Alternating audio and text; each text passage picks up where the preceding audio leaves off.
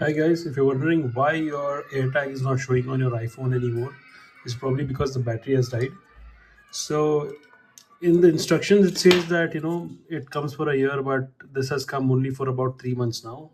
So to open it, you need to see the right side where you can see a small notch. Just put a ruler or a plectrum, a guitar plectrum, to open it. So you just put it this way and it opens up. Once you open it up, you need a small tester or a screwdriver to remove the battery, and it pops out. Right, so this is the battery. It is model number CR2032. Hope it focuses. Yeah, so this is actually a new battery which I put in now to test it out. So as soon as you put this in, close it the same way.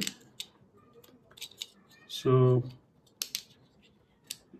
just put it into the notches this way.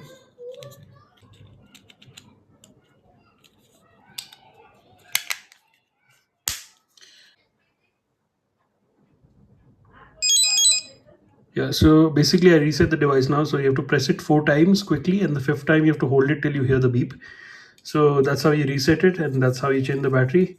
Thanks for watching. Let me know if you have any questions in the comments, and I'll answer them. Thank you very much.